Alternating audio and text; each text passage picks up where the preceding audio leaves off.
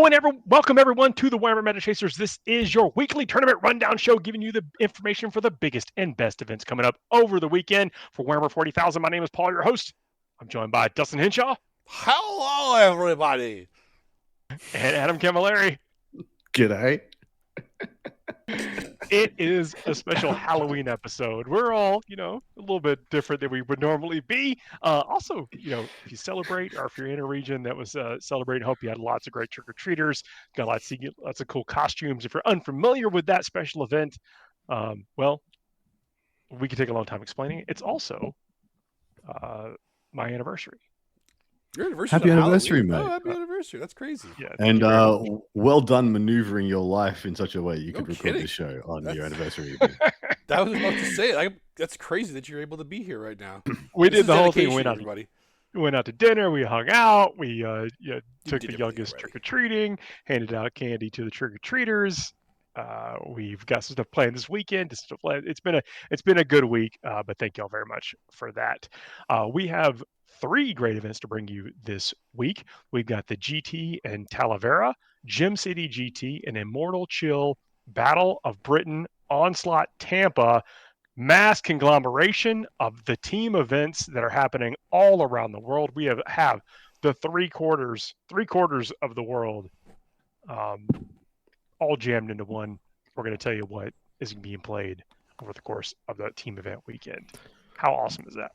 There was a ludicrous amount of team events happening this weekend, and we wanted to cover as many of them as we could. Naturally, the biggest team event in the world happening this weekend in Talavera, but then we had 3 other significant team events, and I wanted to cover all of them, but we ain't got that kind of time. So I have mushed the other 3 team events into a single faction breakdown. So now it feels like we got all our 4 corners of the world covered, and you get an insight into the whole world's thinking around team events going into the new meta.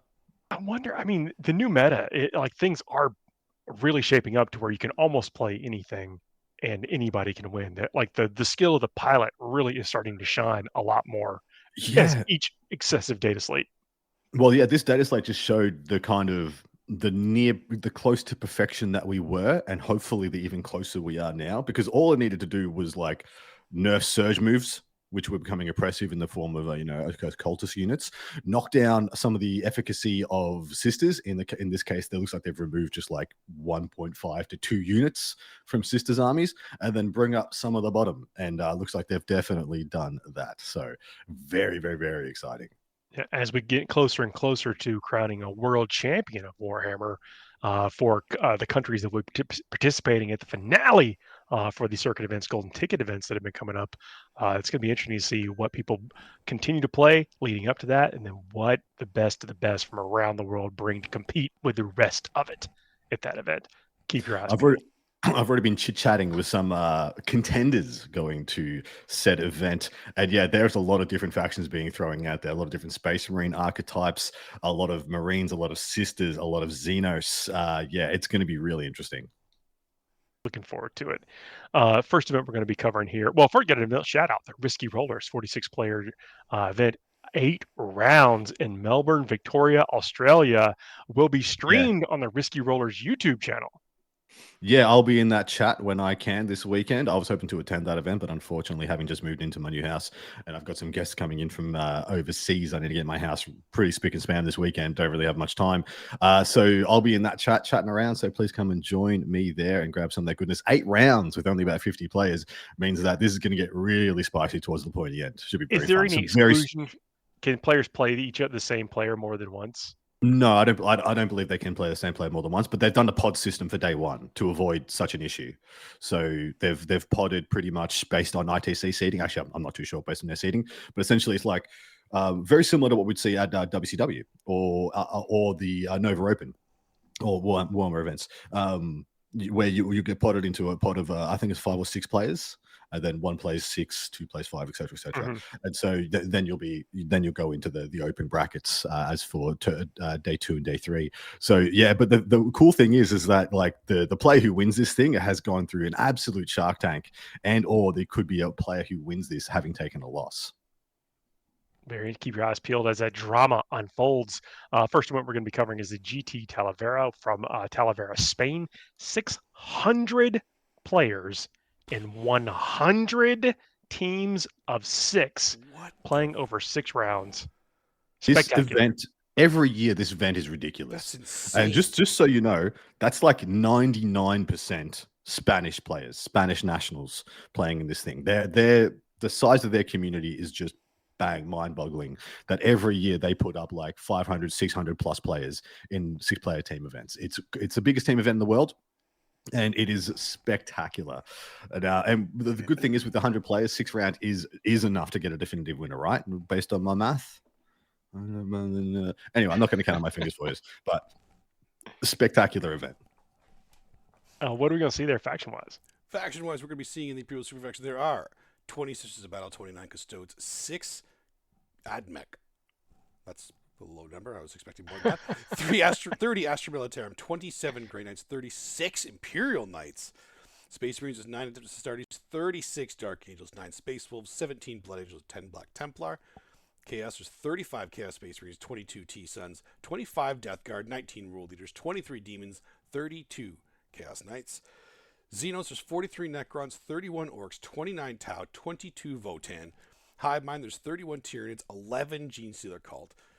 Eldari, there's 20 Drukhari and 30 Eldari, meaning the faction podium is Adeptus Astartes, topping it all off with 81 altogether, all inclusive, but no specific chapter was taken more than half. Necrons at 43, Imperial Knights, Dark Angels at 36, Chaos Space Marines at 35, and Chaos Knights at 32, Tyranids and Orcs right behind them at 31. Now, just to put this out there again, in 100 teams, other than Space Marines, and arguably not because they're different factions, no faction was taken by more than half of the teams. Correct. That is incredible. Beautiful. It's great. It's what we want to see. That's what we want to see. A great spread. It is kind of shocking that Adeptus Astartes is like obviously combined to number 1 because you can only take one of any Adeptus Astartes. But Dark Angels still made the podium, so there was still enough Dark Angels within the Astartes super faction that they made the podium. The real surprise here is Knights. Imperial Knights and Chaos Knights both making the faction breakdown in really strong numbers.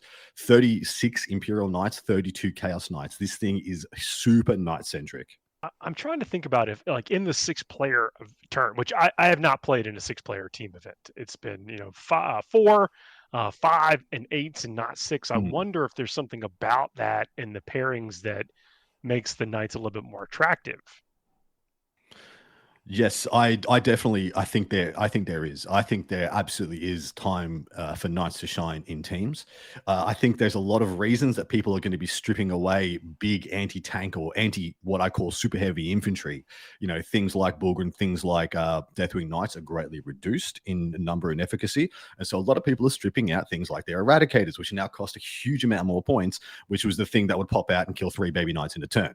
So when I call it the elastic band effect, the snapback effect of this is that people are stripping back the things that will absolutely annihilate Knights very quickly, and therefore Knights get a little bit more play back into the meta. On top of that, there are other factions as well that took big hits that were extremely good into Knights, things like Thousand Suns.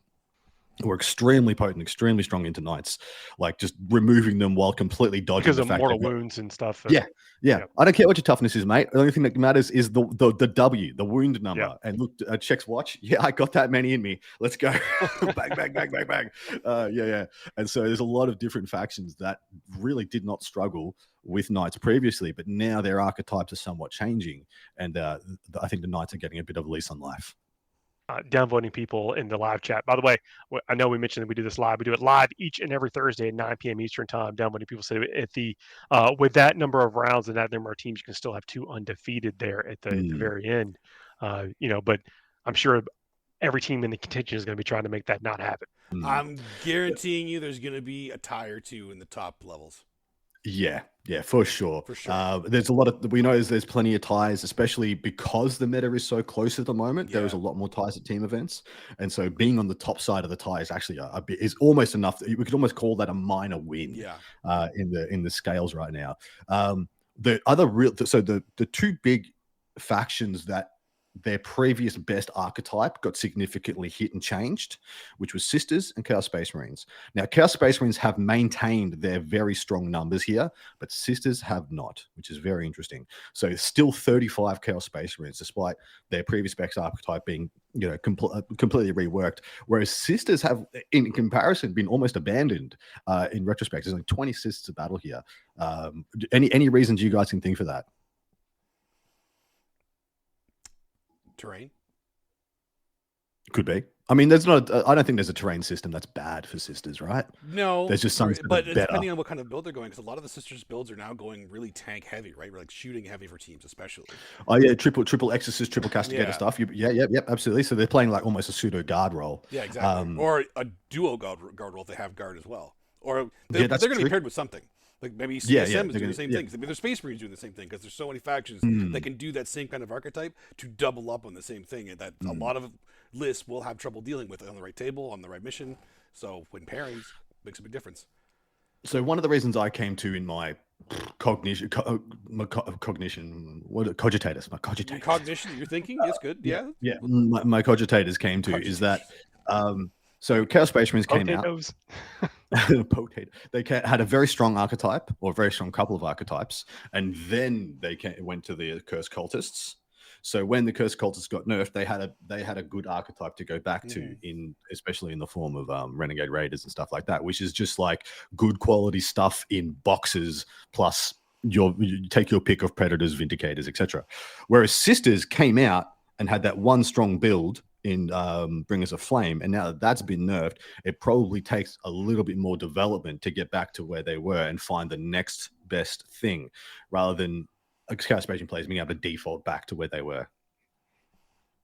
Yeah, if that makes sense. It makes a lot of sense. Anyway, let us jump down to the what I perceived as possibly the top team in attendance, and I believe they won this event last year. So this is Team Conclave, and I will tell you right now, this team is almost exclusively made up of Team Spain WTC attendees who came second at the WTC this year. So Spain came freaking second. So these guys are savages.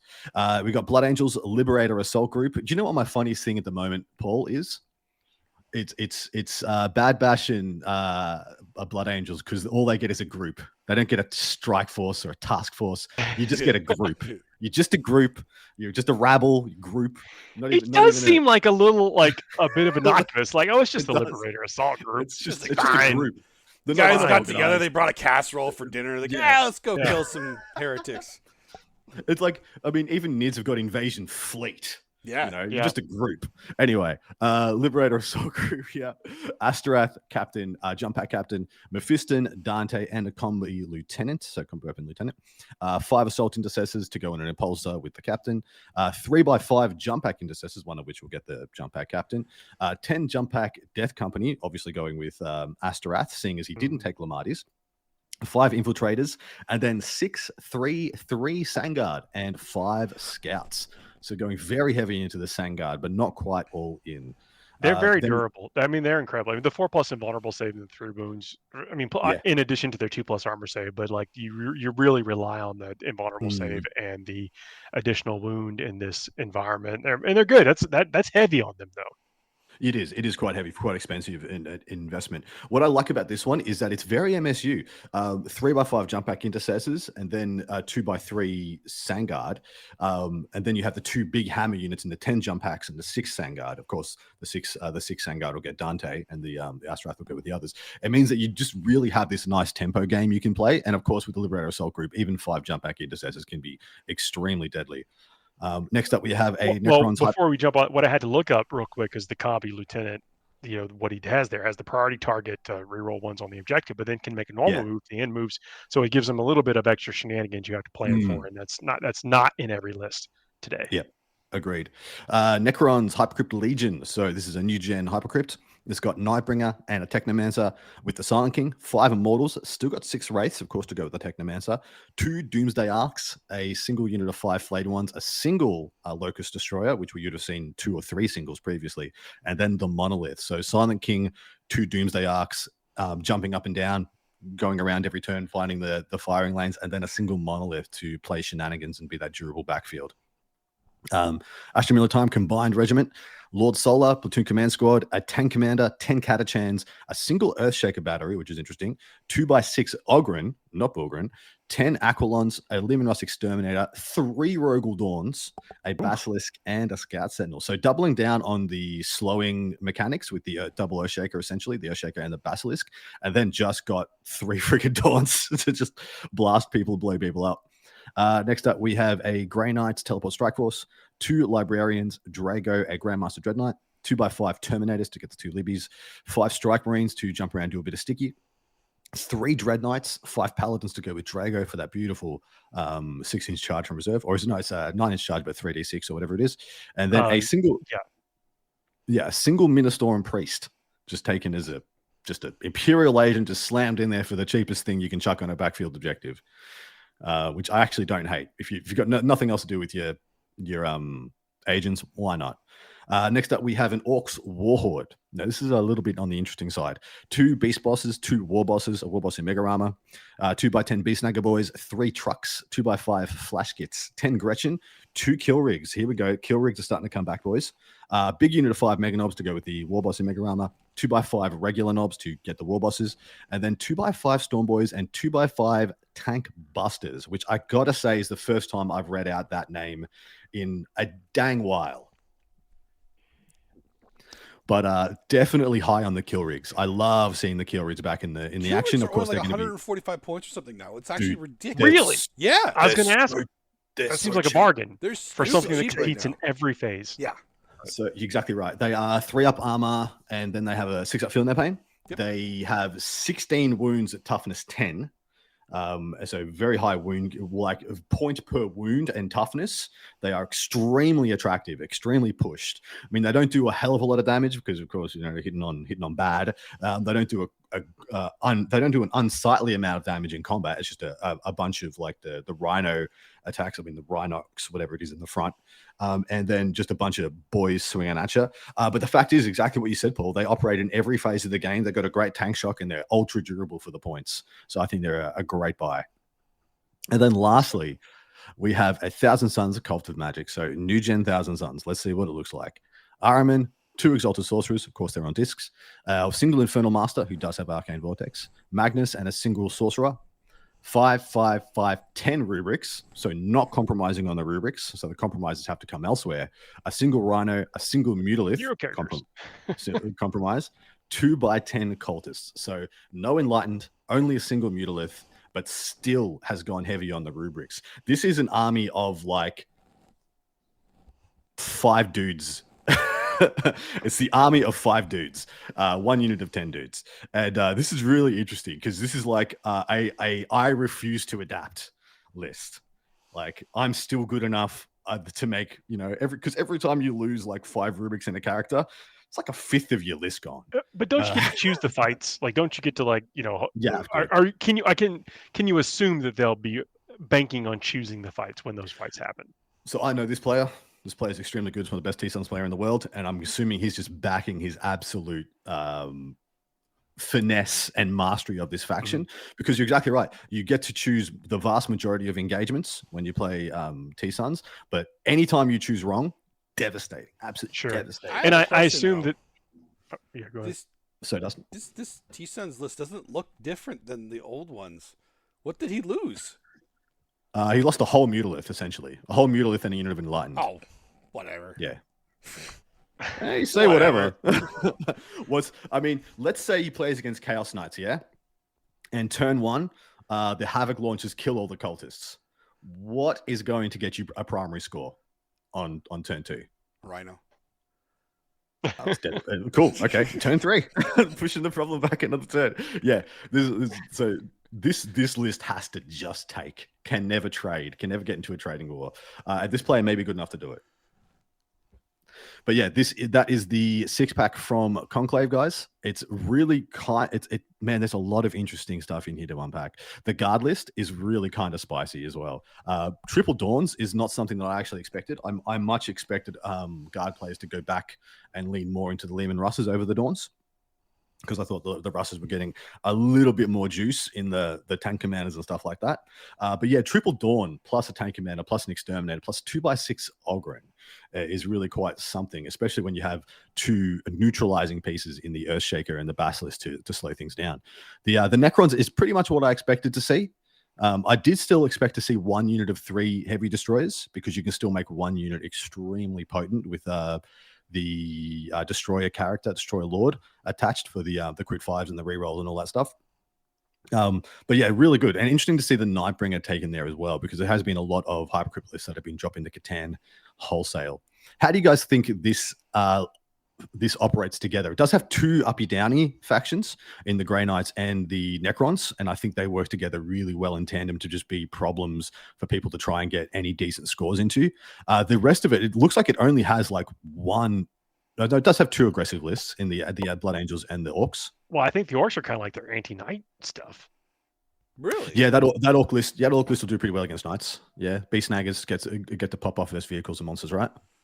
I got tank busters and the kill rigs. I mean, like that's a lot of stuff that can affect that high toughness wounds. Yep, that's true. And I mean, their Thousand Suns list still has a lot of anti-Knight in it, even if it doesn't have the Mutalist that some other lists may have had previously.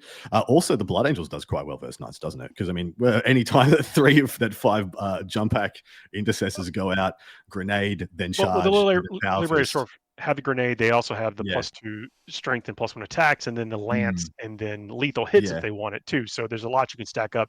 I mean, even taking that, going from wounding on 5s to 4s, or potentially getting rid of the wound roll altogether with quality attacks goes a long way.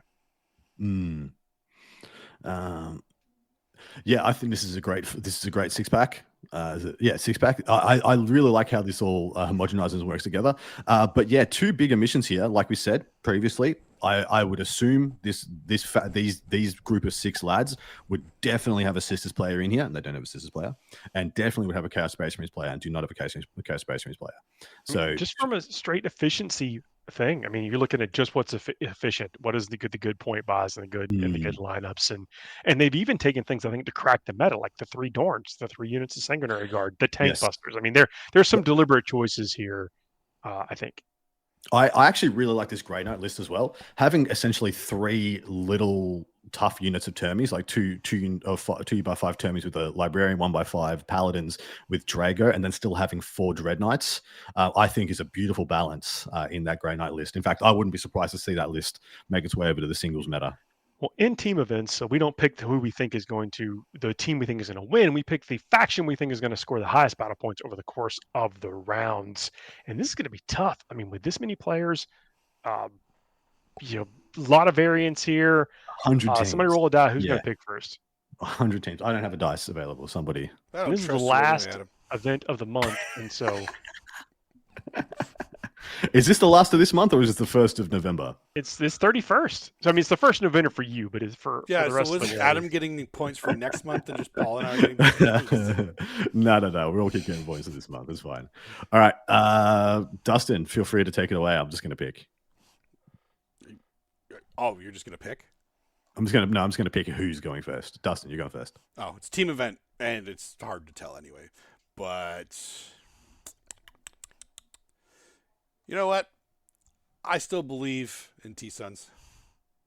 There you go. Paul, what would you like? Still, go with Astra Militarum. Yeah, that's a good one. There's my pick. And just to spite you, Blood Angels. No, I'm not going for I'm going to Chaos Space Marines. I think Blood Angels are going to win a lot of games, but I think they're going to be some nail biters. Oh, mate. I look at that Astra Militarum list, which to me just screams going for the light table. And if they just go first on the light table, oh man, that's such a hard list to beat. Such a hard list to beat. The next event we're going to talk about is the Gym City GT from Dayton, Ohio. 97 players, 5-round event. This is a singles event. What are we going to see there? We will be seeing in the Imperial Super Faction there are 2 Imperial Agents, 2 Sisters of Battle, 4 Custodes, 6 AdMech. Oh, same amount of AdMech in the team. Okay. 5 Astra Militarum, 4 Grey Knights, and 4 Imperial Knights. Space Marines, 5 Adeptus Astartes, 2 Dark Angels, 1 Space Wolf, and 6 Blood Angels. Chaos, there's 4 Chaos Space Marines, 3 T-Suns, 7 Death Guard, 8 World Eaters, and 3 Demons. Xenos, there's 3 Necrons, 4 Orcs, 7 Tau, 2 Votan. Hive Mind, there's 1 Tyranid and 6 Gene Stealer cult. That's what I'm talking about. Eldari, there's 2 Drukhari and 5 Eldari, meaning the faction podium is World Eaters at 8, Tau and Death Guard at 7, GSC, Blood Angels, and Admech tied in 3rd with 6. What is going on? Can someone go to Ohio and check on them? I'm not sure what's happening there. Someone need to do a health inspection on that meta. You okay? There's nothing wrong. There's nothing wrong with this meta, but it is buck wild looking at this breakdown. I love it. That's insane. This is some down under stuff right here. This is so upside down. I adore it. Admech and GSC on the podium. That's unheard of. Unheard of. World Eaters, Death Guard. Yeah, I think you're exactly right. This is crazy. We got a great question in the chat too, which we can talk about just quickly about investing in an event. Basically try to do something for the community and what are the top things that you would look for, maybe as an attendee at the event. Maybe that's the question. Definitely quality tables, consistency, running on time. Maybe that sounds like that sounds like a Fuego. That sounds like a full Fuego. Didn't we do that Fuego? We did that actually 2 weeks ago. We did a pretty good one. It's a very good. Okay. I'd recommend checking it out. But I mean, one of the things we talk about is just basic stuff too. Don't underestimate the basic stuff, like having water, coffee, tea available for everybody is very big. Those things, schedules. But yeah, back on here, Death Guard, Admech, Gene Stealer cults. Yeah. Like when is this tournament happening? Like, did they find a time machine? Did they? Yeah, straight up. This looks like mid 8th edition. I mean, World Eaters wasn't even a thing then, but mid 8th edition. It was Crimson Slaughter. I can really understand why the Death Guard numbers are rising, not in Europe, in Heartland Europe, and everywhere else. The Death Guard numbers are staying steady in Heartland Europe for unknown eons. It's always high. It's not even kidding. Always high. Yeah. But the rest of the world is starting to catch on. Death Guard are good. Death Guard are real good, especially now that we're pivoting back to that bit more of that melee trading nonsense. Because one of the reasons Death Guard kind of fell off, even though they weren't amazing, but they were falling off, is because indirect became not amazing. And so one of the biggest facets that they had as their PBCs, the Plague Burst Crawlers, was just an always good tank, and then all of a sudden it wasn't an always good tank. And then in addition, all their fights first, fights last, grenade shenanigans kind of got shut down by those same super heavy infantry units I was talking about. Deathwing Knights kind of didn't care. We had a once per game 4+ feel no pain against the double grenades, and then when you charged in and we fought second with the Deathwing Knights, you were -1 damage into a 4+ with 4 wounds. So all your increments were like 1 damage into a 4+, and we didn't care. We lost 2 guys and still killed the 10 plague marines. Didn't matter. So that now. Things are looking real juicy. Typhus and 6 Death Shroud. Get it in your lists. So good for 300 points. 300 points for 6 premium Terminators that have one of the best Overwatches in the game against hordes like GSC, especially when they come back into the meta. Although we're counting the points for Typhus, but yeah. And then Typhus just like mortal bombs, just like, yo dog, I heard you like mortal, bang, here's have some mortals. And then in combat they're absolute monsters. So I think they're really good. Now, what I am going to say is, in a team event, if you got the choice to take a really good, strong Death Guard player or take Chaos Knights, you might be better putting the Brigands in with the Death Guard, because Brigands plus Death Guard is amazing. And unfortunately, they're a little bit better than the PBCs right now. Yeah. They definitely are. You're talking about just for reliable long-range shooting? Is it? Yeah, that and the fact that they still get when you still debuff your opponent with your contagion for -1 armor save, the Brigands get the benefit of that still. Sure. And then you can have, and then if you're shooting at the closest target, your Brigand can be AP3 on its Gatling, AP7 or whatever the hell it is on your Melter Lance. Not that it matters. You had you're a land raider. Do you have an invuln? Is that it's land raider in cover with armor contempt, still no save. It's pretty spice. So definitely Death Guard in a great place. Tau numbers. Now I am super excited to see how good Tau get. I pitched my hot take from the points changes was that Tau didn't get overtly changed, but were the biggest beneficiary of other factions being changed. Most notably, they really struggled versus those two lists I talked about previously, the accursed cultists, because you only operate in one phase. So they only have one phase to kill those cultists, and every time you try and kill them, they get closer. And as soon as they touch you, you lose your unit. You don't really have any way to interact with that. You have no way out of that. And then they didn't love all the transports and shenanigans that sisters were bringing to the fore. So I am of a huge opinion that Tau's time might be now. Meaning they had to kill the transports before they could kill the things. So they never slowed down the scoring of the opponents. And then, now fewer options for that. And then one asshole unit of 5 dominions just kills an entire crisis unit, because it's just 5 guys with melter guns and miracle dice, and you're like, what did I do to deserve this? Great point. What Excellent did I do? So yeah, definitely spicy there. As for AdMech, I got nothing. Can't tell you why. People just, I don't know why there's 6 AdMech there, but definitely Dustin can tell us why GSC. Well, AdMech have been getting good. I mean, I think now people figured out what that model combination is. There's a lot of things to choose from in the AdMech book, and even though they're a fairly new faction, and the stuff that's competitive models wise are not the things that people just had in their back pocket. That's my firm belief. They finally got that ready to go. There's some other generals out there that are making it happen, and people are following suit with that, picking up, what the other army lists are doing well, which I'm absolutely cool with. Well, it's a term that I've used previously in other podcasts, but I haven't used actually in a while. It's called backbuilding. And that's when you're playing a faction, but you're backbuilding another faction. I'm going to play Space Marines for the next 2 months while I'm backbuilding my AdMech. And it may be that this was just the time that a bunch of people hit that critical mass, got their list together, backbuilt enough, and they're starting to send. All right, I've got one player in attendance whose list I was very interested to see. This is Brad Chester, the Chesticles himself, playing Eldari as he is wont to do.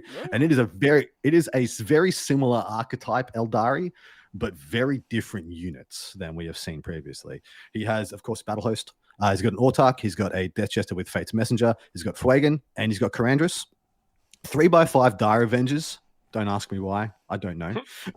3 Falcons. Yeah, 3 Falcons with 3x5 Fire Dragons. So a lot of short-range anti-tank. 2x3 Shining Spears. First time I've seen them in a long time. They did just go down in points. 2x5 Striking Scorpions, 5 Swooping Hawks, and 3 single Warwalkers. This is a much closer range Eldari list than we've seen. No Warp Spiders, no Spectres, which I thought we maybe might see with some of the Hordes coming back into the game. And way less Swooping Hawks than we're used to as well. Usually it's 2x5 Swooping Hawks. Usually it's, 2x5 or 3x5 Wolf Spiders, even though they are ridiculously expensive now for the points. So this is still the mass MSU, but kind of really short range. I mean, even Dire Avengers are in the 18-inch range, right? That's correct, yeah. Yeah, so and of course the Falcons. He can opt to put them. I mean, he can decide what goes in the Falcons, right? Like, so for sure, yeah. Depending on what he comes up against, either Horde or Elites. Mm-hmm. So there's 2x3 Spears, which are good mid-board trading pieces. 4 up involved against shooting attacks as well. It means they are a little bit more resilient than they look. 2x5 Striking Scorps, one of course which will get Karandrus and be an absolute pain in your side trying to remove. Fuegan might even go nuts and join a unit of Fire Dragons and start actually giving out his buffs for the first time this edition, rather than just standing by himself and being lol. Got to kill me twice.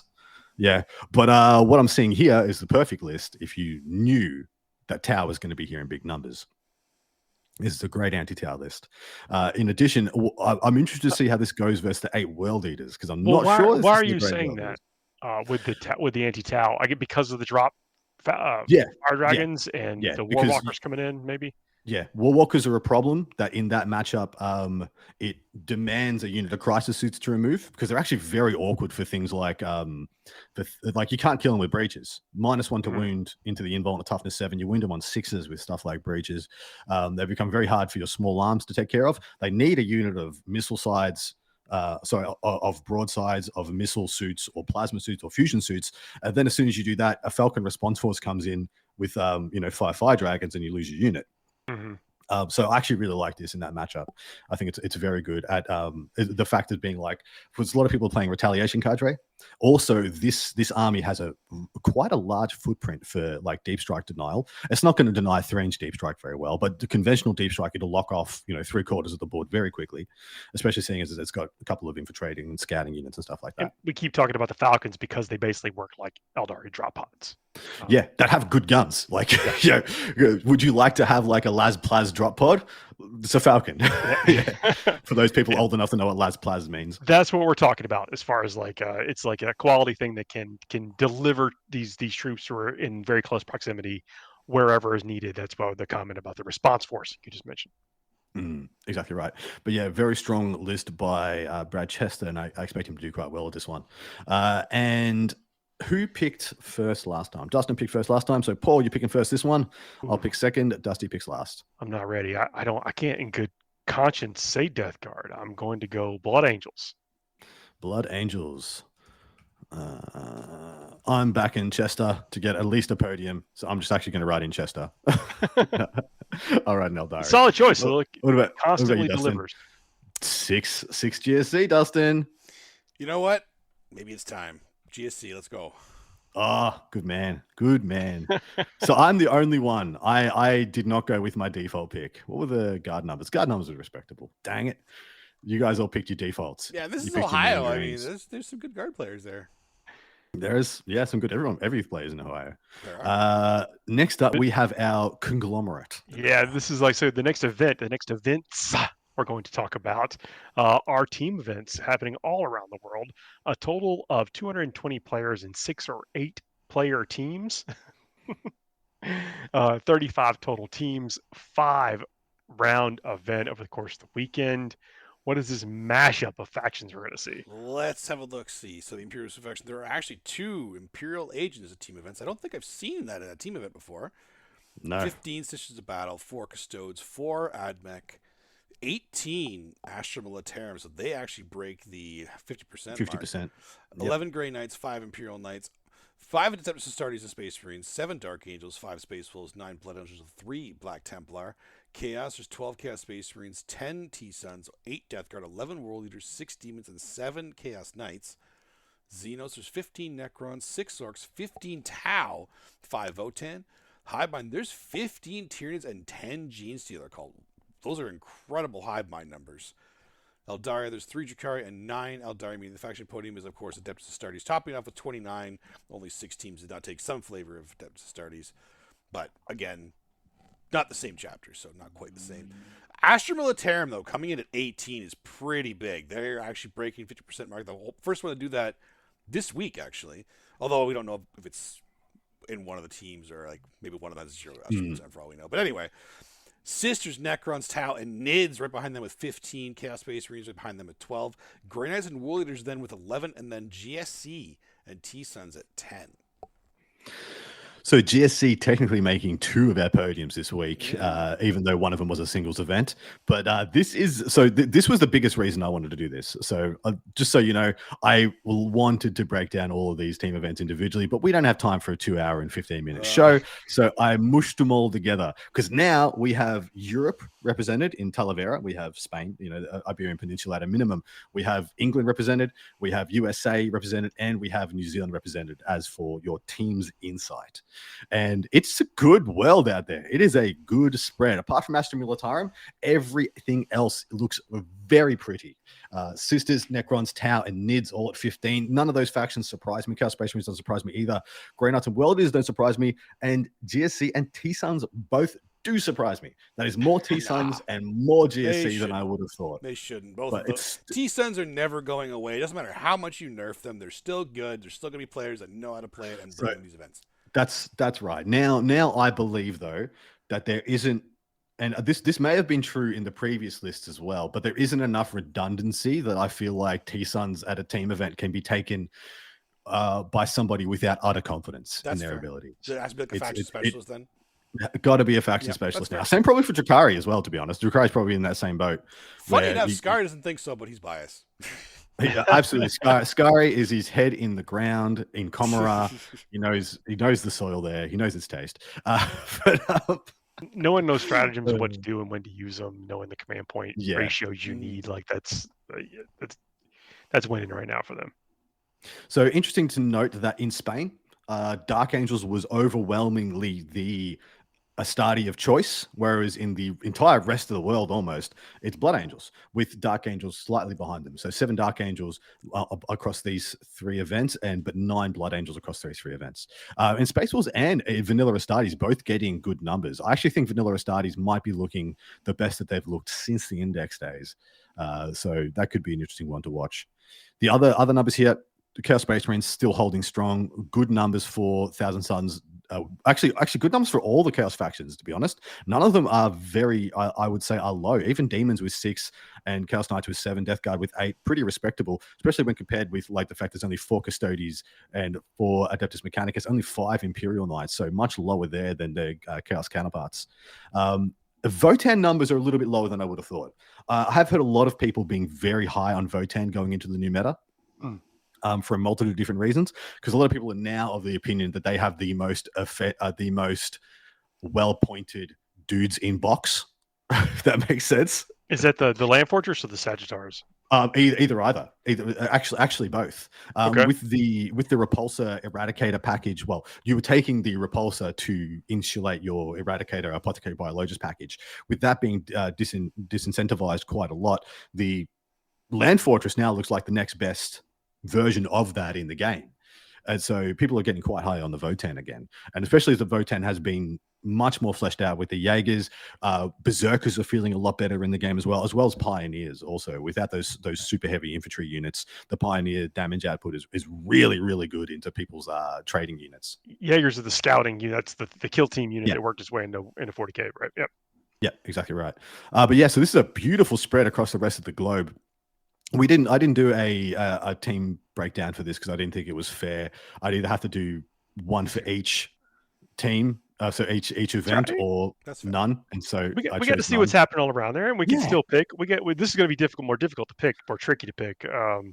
Who's picking first this time? So you know what we're doing here.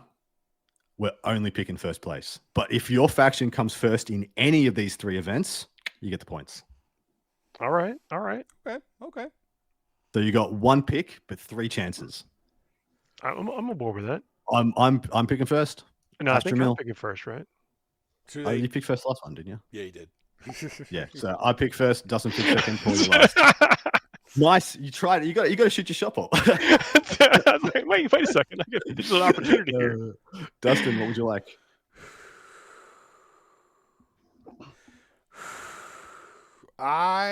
This is teams. Now think about where these are. So you have the UK, you have New Zealand, which who the hell knows, but then you have Tampa. So this is Tampa, Florida for that, and some of the other War Boys are in attendance. Actually, in addition to Tampa's just got a really strong scene. Yeah, they do. I'll take CSM. I think that's a fine pick. Paul, what would you like, mate? I'm gonna go Tyranids. Ooh. I was very much considering taking Tyranids. Yep. I don't hate that pick. Not bad. All right. What's next? This is part of the show where we pitch ourselves a little bit. We have a Patreon. You could support us over there. If you do support us over there, that gives you access to the part B of the show, the second part of the show that we do just for tier 2 and higher subscribers of the Patreon, where we look back at the events. We actually see how well we did with our predictions and talk about what won there, not just the winning list. We go down the top 10s of at least the factions there, and then pick out some interesting lists that did really well. Talk about that, as well as do a little good-natured joking around with each other and how far away some of our picks might have been, or how close we came, but not quite. It's a great part. It's about a 30-minute show. Sometimes we do. We'd love to hang out with y'all there if y'all so inclined. A hassle-free way of supporting the show is just clicking the likes in the comments like you're doing right now. Like engage with us. That is how you kind of fool the algorithms to maybe get other people come and watch us live and hang out with us, or listen to us after the fact on the podcast or the YouTube. Every way is great. We really appreciate it. And now we're to the part of the show where we just kind of kick back and relax and have a segment that we call the Fuego Rapido. This segment sometimes has very little to do with Warhammer 40K, but it's a rapid fire segment. Is it some kind of holiday over there or recently that this could possibly be themed after? No, I have no idea. So we give ourselves 2 minutes to run down a series of topics, 2 minutes each. And at the end of that 2-minute clock, we abandoned it the topic never to return to it again, unless a Patreon subscriber so chooses, and then we will of course get right on it. And then we do have the meme theme afterwards that we take 2 minutes to actually go over one of the very popular memes and make our own memes of it, which has been pretty fun lately too. So we got one of those too. But before we go into the Fuego, we have 3 pictures because it is that holiday here, and we all submitted a picture of us or our family members in costume. So first we got to go through those to see what the first one is. It's Victor Von Doom. That is actually incredible. That's my youngest. That is incredible. He chose the character. A fine choice. Yeah. Very fine choice. Meta Chaser approved. A villain of culture. Villain of culture, yeah. You got the pose down. That's a great costume. Yeah. Did you make that? Or really did you good. buy it? We cobbled that together from various things out there in the world. But, A lime green suit the size of a child ain't easy to come by. Did you go like the St. Patty's Day store or something? Oh yeah, true. Actually, yeah. We'll not reveal our secrets. That's fair. All right, that's fair. Love it. But he had a great time, and the weather was perfect. We had a good time out there. Love it. All right, next up we have what is this? What did you send us? As me on my front porch with my giant fruit bowl of candy. Literally, I spent like $140 on candy. We only buy the best. Then that's me. Full-size candy bars. Yeah, I had some. Yeah, full-size Mars and Snickers. We know what's up. And I bet it's me standing there with a cigar on my porch, leering at the kiddies as they come in and be like, "Come get some candy!" Because we had another house up on the corner, like literally the next one adjacent to us, and they're on a main street. We're on a side street, and so many cars were stopping and going in there and not coming down here. And so I was literally like, "Come take it! Come take my candy! I got some candy for you kids." There's my puppy Hobart in the front of the shot. What a cutie! And are you wearing pink fluffy slippers? I am indeed.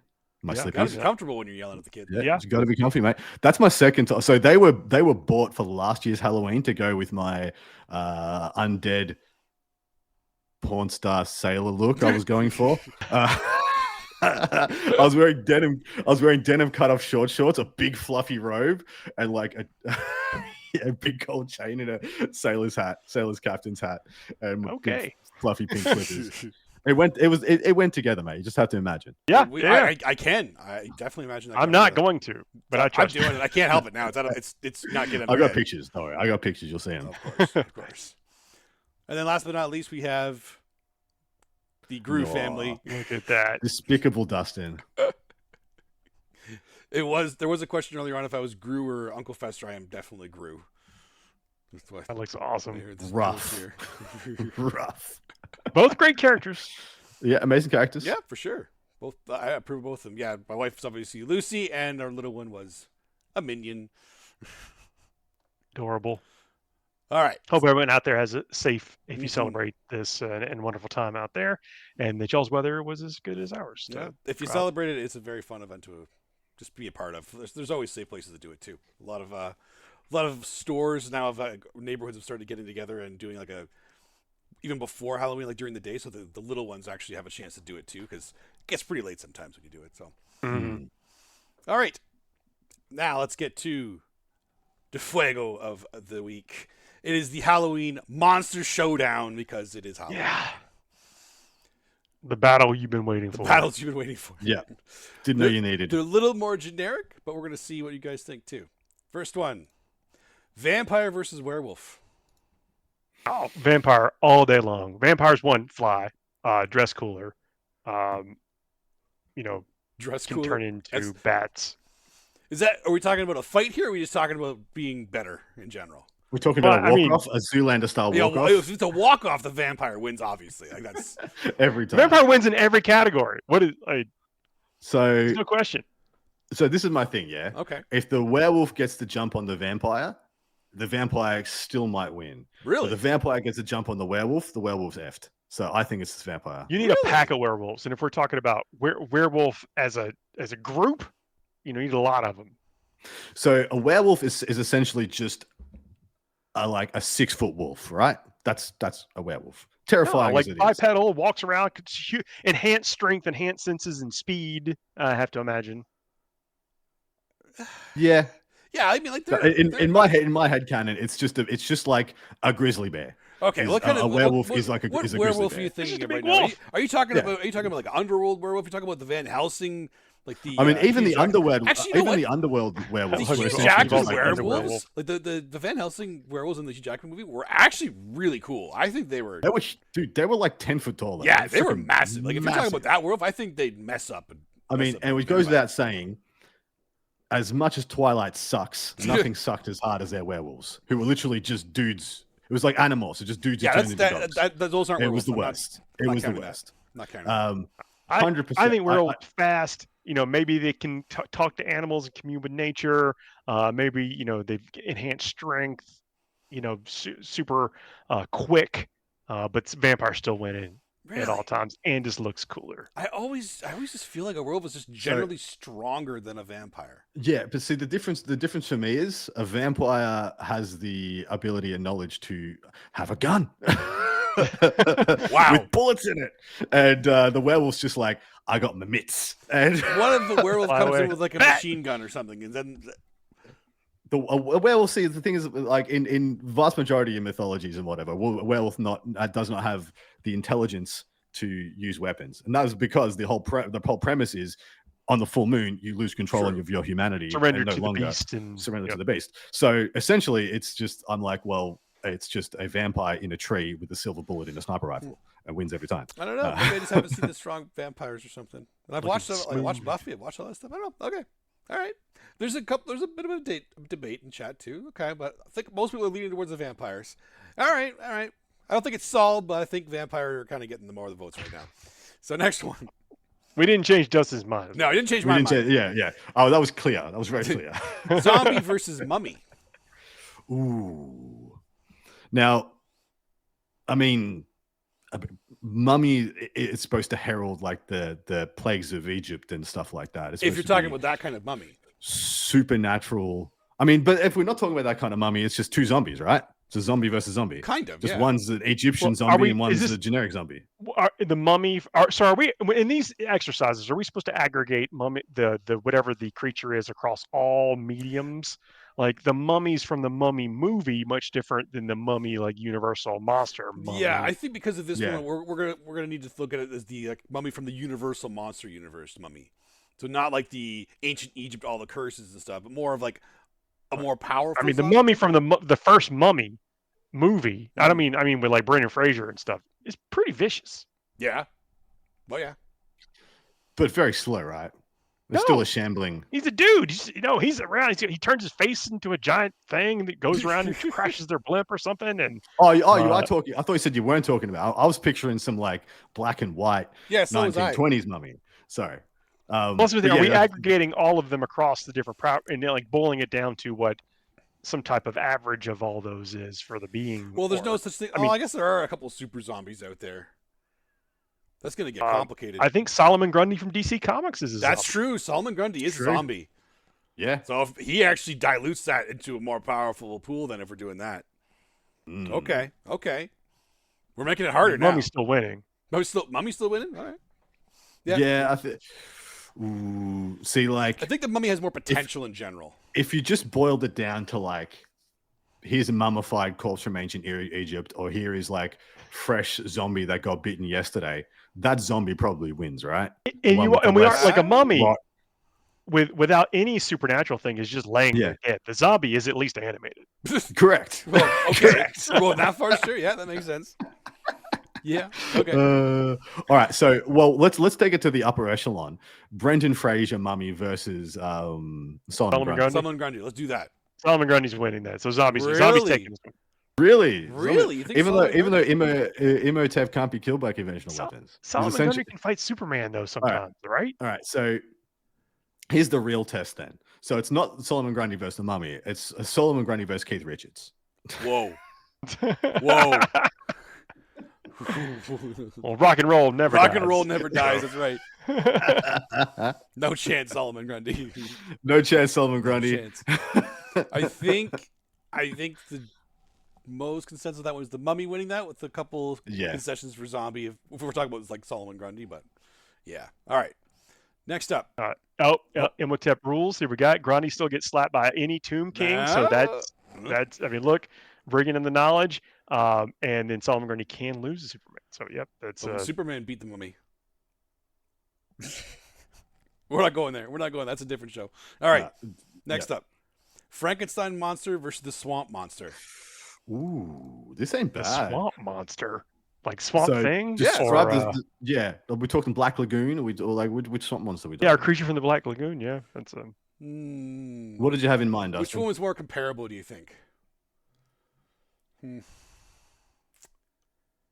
Creature from the Black Lagoon would probably be more comparable. I think that would be more comparable because the other one's more of like a superhero / villain. Yeah, Swamp Thing is like he's like a magic thing or whatever. So let's do the Creature from the Black Lagoon Swamp guy. So Frankenstein's monster, very hard to kill, doesn't feel, and super strong, right? Yeah, this is characteristics like power, like strength of 2 or 3 men. He gets his feelings hurt. Right? Yeah. But I mean, doesn't feel pain, like Terminator style. Doesn't really, Got it. Doesn't like fire. Yeah, definitely he does. Fire. Yeah. Oh, here we go. Keith Richards is a ghoul. Frankenstein kind of like a ghoul. So maybe some debate over where Keith Richards might be on the other side of it. Jeez. Yeah. Keith Richards makes way a lot in a lot of these discussions. After all, turns out.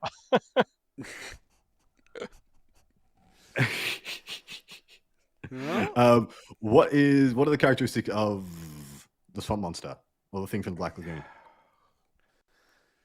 Can hold their breath for a long time. Well, yeah, I was about to say. I don't remember much about that movie. It has been forever. Ambush Predator. I've seen that. Yeah, it's like a crocodile. Right?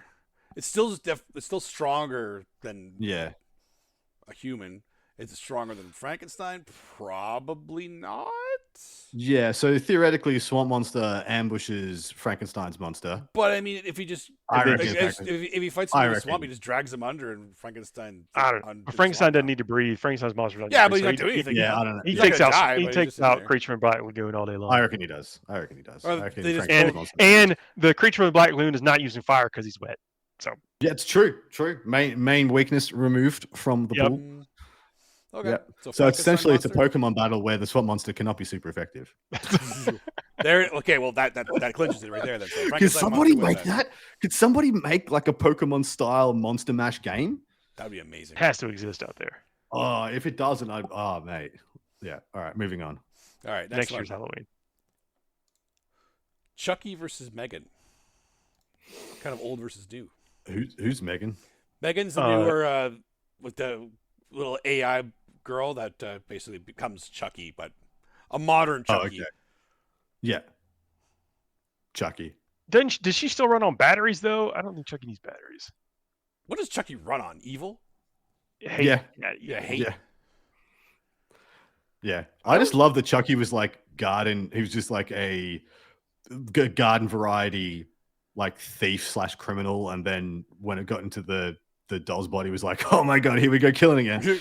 It's just doing all this horrific stuff. It was just like anyway, a dime a dozen before, but I go Chucky, because you know what, if Chucky has shown anything, you cannot kill the SOB. You just will not stay down. How many films have we got now? That dude's been drop punted out windows, set on fire, put in garbage compactors, melted down.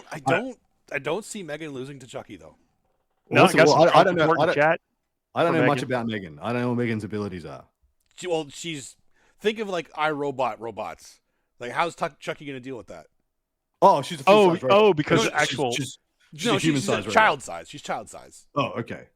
Children are humans. Children are humans. Yeah, that's true. Debatable. Wow. I've met some toddlers. I'm not so sure. Apparently Megan knows kung fu. Megan knows kung fu. Does Chucky know kung fu? He knows knife. Chucky just has a knife. He has a knife. See, Chucky gets underestimated. That's why Chucky, I think, wins a lot. He does get underestimated because Chucky's underestimated because it's adult. Megan will not see that, and will just would Megan register Chucky as a threat? Chucky. If she registers everything as a threat, if they're not going to be her friend, Chucky's not going to be her friend. No, definitely not. All right, we'll go Megan. I don't know. Whatever. Chucky has a lot of movies and TV shows apparently for us to pull from as well. But That's true. I still think That's Megan. true. I actually Megan's haven't seen the new TV show of him. I should watch it. All right. I think Megan is winning this one from the sound of it. I think. I don't know enough to. I don't know enough to disagree with people saying. You gotta do some homework. Yeah, go do your homework and come back and tell us what you think. All right, and the last one for this: Beetlejuice versus the Mask.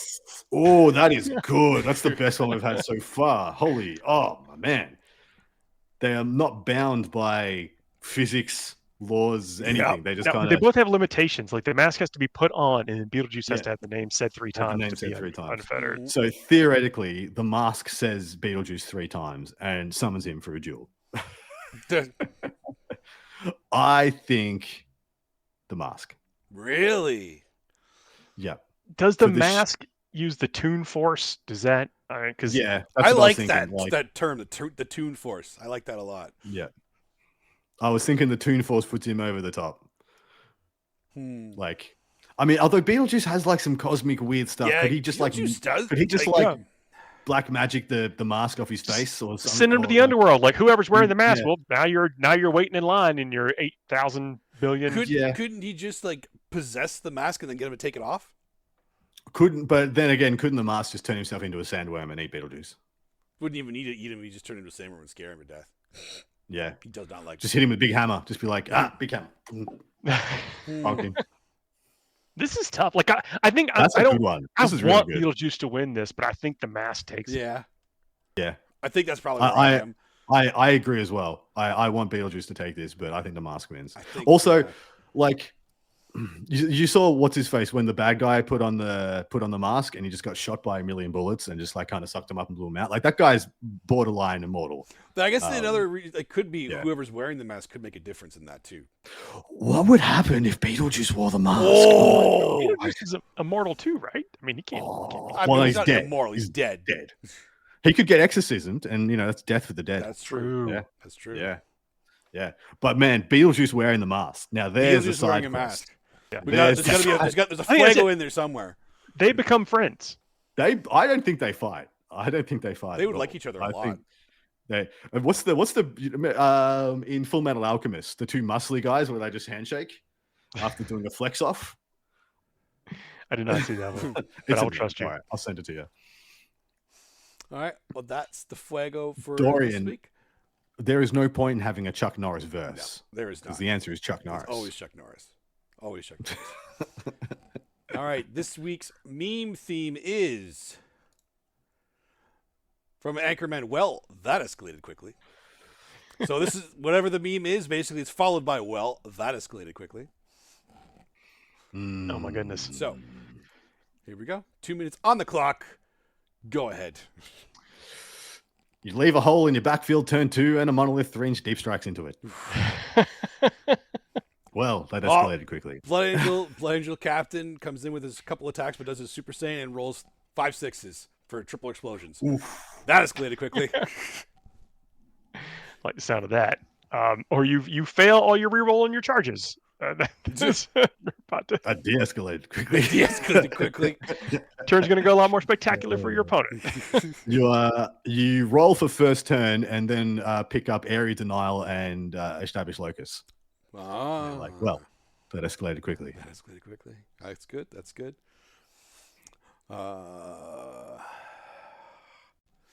No, I need to train my brain for these. Dorian, GSC turn 2. I like that. Well, that escalated quickly. Exactly. Yes, full stop. That is good. That's a good one. That is a good one. What else we got? I turn the corner and there's a plate full of mini desserts. Ooh. Yes. Oh, you're waiting for the buffet to get refilled and they bring out more of your favorite. More crab legs. Well, that escalated quickly. Some lovely guy asked you to come over and help him stream this World Championships of Warhammer last year in November, and then that escalated quickly. I've done 6 now.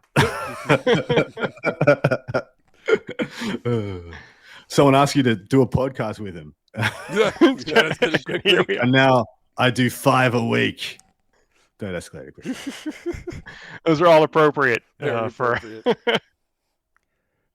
Yeah, be personal. I think we've solved this one. I think we solved this one. All right. Good job, guys. Good job. That is our show this week.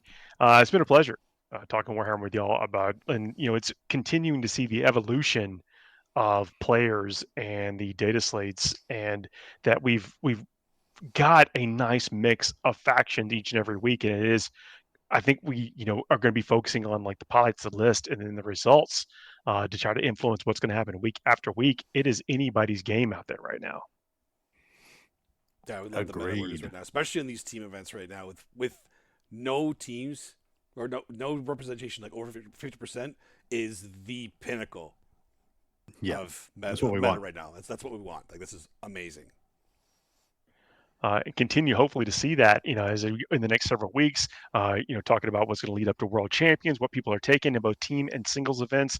It is very interesting to how it's still different. Like, it's not the same. Like what you see, the ratios you see in singles list are not the same in team events. And I love that we have those environments that are both thriving. It's a good time to be a Warhammer player. And we're going to continue to run them down each and every week. Please support the show any way you can. Hit the thumbs up, leave the comments, leave us 5-star reviews. Look, you can apparently now leave comments in Spotify, which I did not know until very recently. Yeah, you can leave comments. I mean, that's engagement. Like, just do the stuff. Click on the stuff. If you're there with the show, listening to us, please, and you made it this far, do us that favor of clicking on that stuff. That is what helps boost the signal a bit. Until next week, it has been a pleasure. We'll see y'all. Stay safe out there, everybody. Great luck rolling dice. See you later. Good night. Boy.